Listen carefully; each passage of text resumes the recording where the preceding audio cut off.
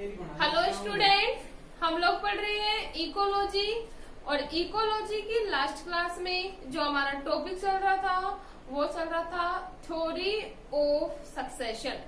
Theory of succession में हम लोगों ने बता दिया था कि सक्सेशन के लिए मोस्टली जो मेन इम्पोर्टेंट है वो टू थ्योरीज दी गई। एक तो थी मोनोक्लाइमेक्स थ्योरी और जो सेकंड था हमारा वो था पॉलीक्लाइमेक्स थ्योरी। मोनोक्लाइमेक्स थ्योरी जो दी गई वो दी थी क्लीमेंट्स ने, जबकि जो पॉलीक्लाइमेक्स थ्योरी थी वो किसने दी थी? टेंसले ने। आज का जो हमारा टॉपिक है वो है टाइप्स ऑफ सक्सेशन। टॉपिक क्या है अपना? Types of succession.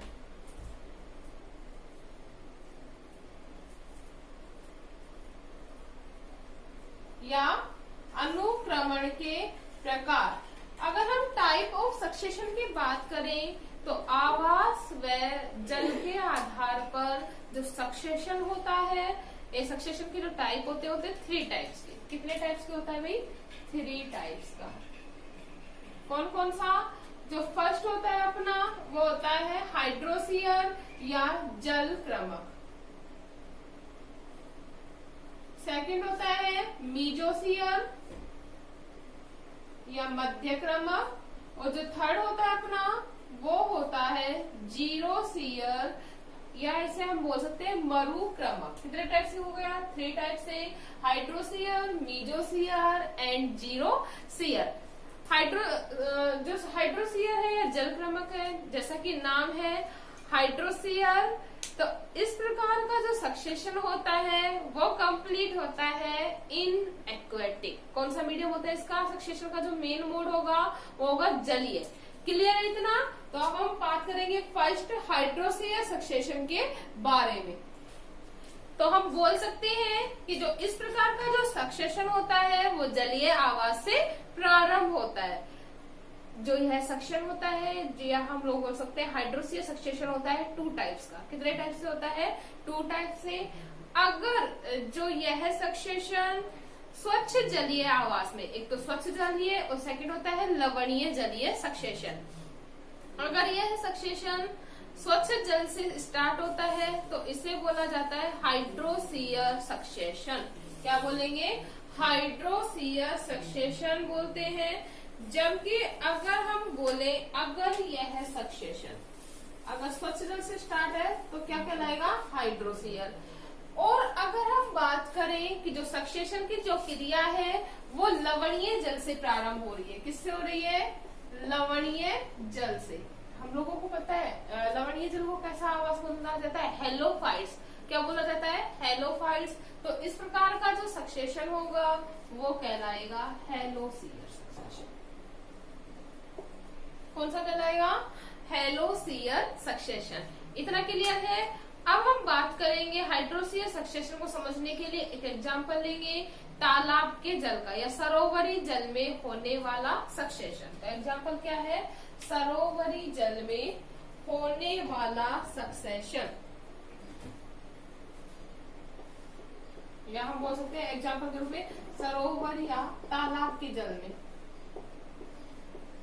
ठीक है? तो सरोवर या तालाब के जल के सक्सेशन की बात करें तो इस प्रकार का जो सक्सेशन होता है वो आता है स्वच्छ जलीय सक्सेशन में। किसमें इंक्लूड किया गया भाई? स्वच्छ जलीय सक्सेशन में इंक्लूड किया गया है। हम लोगों को पता है succession is a very slowly process. Succession क्या है? बहुत धीमी प्रक्रिया है। जो फर्स्टली स्टार्ट होती है वो पायोनियर कम्युनिटी कहलाती है और लास्ट स्टेज तक पहुंचने में क्या कहलाती है? Climax community. तो जो तालाब में होने वाला जो सक्सेशन होता है वो वेरियस स्टेज में कंप्लीट होता है। देखते हैं कौन कौन सी। जो फर्स्ट है वो है प्लैंकटन स्टेज।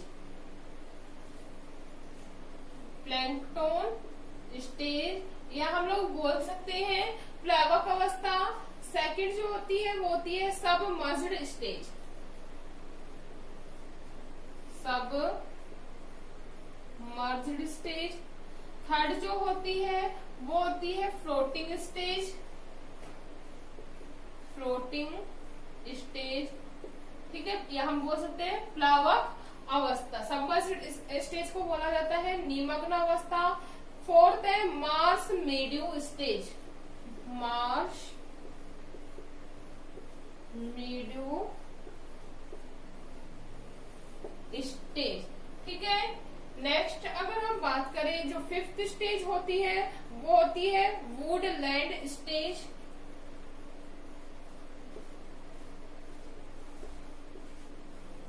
एंड जो लास्ट होती है क्लाइमैक्स स्टेज।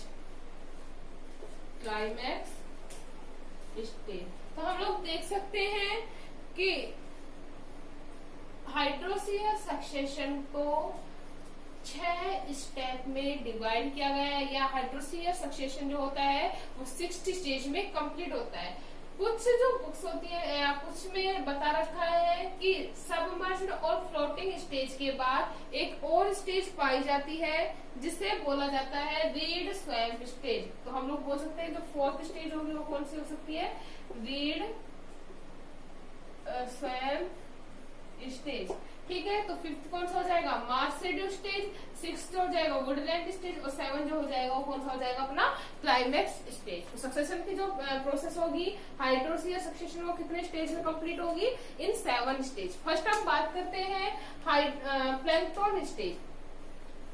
जो प्लैंकटन स्टेज है, plankton stage is the first stage of the succession in hydrosere process.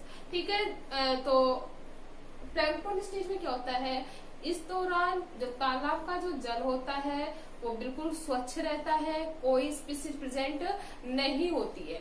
ठीक है। तो जो फर्स्टली स्टेज आएगी, फर्स्टली जो स्पीसीज आएंगी वो आती है इसमें कुछ एल्गी, डाइटम्स और बैक्टीरिया। एल्गी, डाइटम और जो बैक्टीरिया है वो फर्स्ट, इनके जो प्रोप्यूल होंगे या इनके जो सीड होंगे वो फर्स्टली आकर तालाब में इकट्ठा हो जाते हैं। क्लियर है। फर्स्टली आकर स्थापित हो गए, सक्सेशन की प्रोसेस क्या हो गई, स्टार्ट हो गई।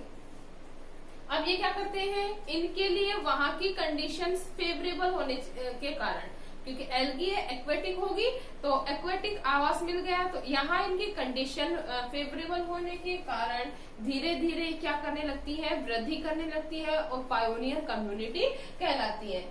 एनवायरमेंटल कंडीशन धीरे धीरे क्या होने लगती है, फेवरेबल होने लगती है। कुछ टाइम के बाद क्या होगा कि एक निश्चित स्टेज के बाद ये अपना लाइफ साइकिल कंप्लीट कर लेती हैं और धीरे धीरे क्या होने लगती है, नष्ट होने लगती है। जैसे ही नष्ट होंगी ये जमीन के अंदर या पेंदे के अंदर इनकी जो कार्बनिक पदार्थ है वो जमीन या पेंदे में एकत्रित होने लगता है, जो फेवरेबल होता है किसके लिए, सबमर्ज्ड स्टेज के प्लांट के लिए। जो सबमर्ज्ड स्टेज के जो प्लांट होंगे उनमें रूट्स प्रेजेंट होती हैं। We all know that plankton जो प्लांट्स हैं उनमें एल्गी या डाइटम्स हैं उनमें कोई ही रूट्स प्रेजेंट नहीं होती और इन्हें रूट की नीड भी नहीं होती, क्योंकि इस टाइम जो होता है फर्स्ट स्टेज के दौरान कि तालाब के अंदर मिट्टी की जो मात्रा होती है, कार्बनिक पदार्थ की जो मात्रा होती है वो बहुत ही कम पाई जाती है। लेकिन इनके नष्ट होने से कार्बनिक मैटर है या ऑर्गेनिक जो मैटर है वो इंक्रीज हो जाता है, जो फेवरेबल होता है किसके लिए, सबमर्ज्ड स्टेज प्लांट के लिए। क्लियर है इतना। तो सबमर्ज्ड स्टेज में जड़ीय पादप आकर इसमें क्या करने लगते हैं, अपने आप को स्थापित करने लगते हैं। इस दौरान क्या होता है कि ऑर्गेनिक मैटर के साथ साथ मिट्टी की उपलब्धता हो जाने के कारण ये इजीली अपनी लाइफ सरवाइव करने के लिए सक्षम होते हैं। जैसे वेलिस्नेरिया आदि पादपों के लिए उपयुक्त आवास होता है यह इस प्रकार का जो जल होता है। इस टाइम प्रकाश की भी जो उपलब्धता होती है वो भी पूर्ण रूप से होती है। अब धीरे धीरे इनके नष्ट होने पर नेक्स्ट जो स्टेज आ जाती है वो कौन सी रहती है, फ्लोटिंग स्टेज, या हम लोग बोल सकते हैं प्लवक अवस्था। तो जो प्लवक अवस्था होगी इस दौरान वाटर की जो कंसंट्रेशन है वो और भी ज्यादा डिक्रीज हो जाती है।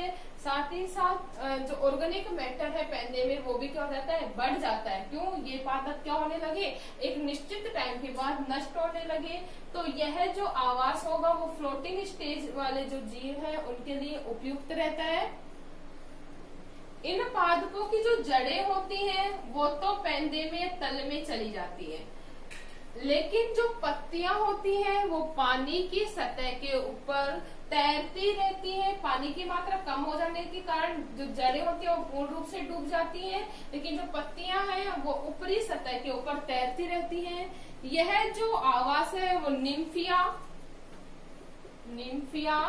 ट्रैपा आदि पादपों के लिए क्या रहता है, उपयुक्त रहता है। इतना क्लियर है। इसके साथ ही साथ जो कुछ जीव हैं उनके लिए भी यह आवास उपयुक्त रहता है। नेक्स्ट अगर हम बात करें, अब धीरे धीरे ये जो पादप है वो भी नष्ट होने लगते हैं एक निश्चित समय के बाद, और पानी की जो मात्रा है वो और कम होने लगती है। तो यह जो आवास होता है वो रीढ़ स्वयं स्टेज वाले पादपों के लिए उपयुक्त आवास होता है। अब क्या होगा कि जल की अधिक कमी हो जाने के कारण जल का जो लेवल है, वाटर का जो लेवल है वो बहुत ज्यादा कम हो गया। इसके साथ ही साथ अब जो पेनिट्रेशन ऑफ लाइट है या जो सनलाइट है वो डायरेक्ट कांटेक्ट में होने के कारण, और जो तालाब की जो गहराई है वो ऑर्गेनिक मैटर के डिकम्पोजिशन हो जाने के कारण और भी ज्यादा उथला हुआ हो जाता है। इसका जो लेवल है वो और ज्यादा अप हो जाता है और रीढ़ स्वयं स्टेज के लिए फेवरेबल कंडीशन होती है। इस दौरान पानी की कमी आ जाने से और विभिन्न प्रकार का अनुपयुक्त आवास हो जाने से जो पादप स्पीसीज है वो नष्ट हो जाती है। लेकिन जिन्हें कम पानी की आवश्यकता है वे पादप यहाँ पर आकर क्या होने लगते हैं, विकसित होने लगते हैं। यह जो आवास है वो टाइफा पादपों के लिए और विभिन्न प्रकार के अनेक वेजिटेशन के लिए उपयुक्त रहता है। इतना क्लियर है। नेक्स्ट अगर हम बात करें, अब धीरे धीरे वाटर का लेवल और डिक्रीज हो गया, ऑर्गेनिक मैटर की मात्रा अधिक हो गई, पेनिट्रेशन ऑफ लाइट भी अधिक हो गया। तो यह आवास, ये जो जीव है इन कंडीशंस को सरवाइव नहीं करने के कारण नष्ट होने लगते हैं और धीरे धीरे यह जो आवास होगा वो उपयुक्त हो जाता है मार्स मीडियो स्टेज वाले जीवों के लिए। तो क्या होगा मार्स मीडियो स्टेज में,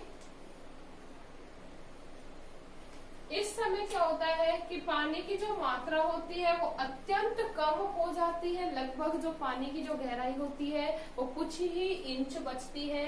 पानी की अधिक कमी होने के कारण और ऑर्गेनिक मैटर की अधिकता हो जाने के कारण यह आवास इन पादपों के लिए तो अनुपयुक्त रहेगा, लेकिन जो कुछ पादप है जो इस आवास में पाए जाते हैं उसके लिए उपयुक्त कंडीशन हो जाती है। जैसे ग्रासेज ये उगने लगती है। अब हम लोग बोल सकते हैं वाटर लगभग खत्म हो गया है, स्थलीय टाइप का जो एनवायरमेंट है वो बनने लगा है। तो जो घास है और वे जो प्लांट्स जिनमें ट्रांसपिरेशन रेट अधिक होती है वे उगने लगते हैं। ठीक है, तो ये था अपना मास मीडियो स्टेज।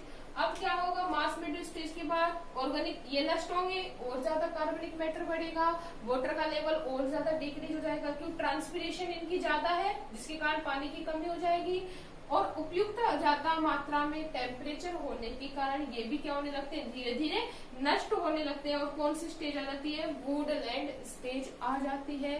वुडलैंड स्टेज अब क्या है, पानी बिल्कुल खत्म हो चुका है, टेरेस्ट्रियल हैबिटेट बन चुका है जो उपयुक्त है।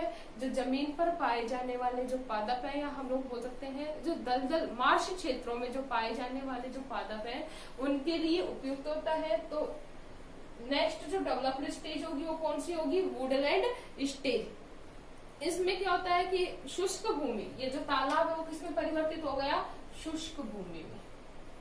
शुष्क भूमि में परिवर्तित हो जाने के कारण जो अधिक शुष्क आवास वाले जो पादप है उनके लिए उपयुक्त रहता है, इन पादपों के लिए उपयुक्त नहीं रहता। क्लियर है। तो कौन से पादप आएंगे यहाँ पे,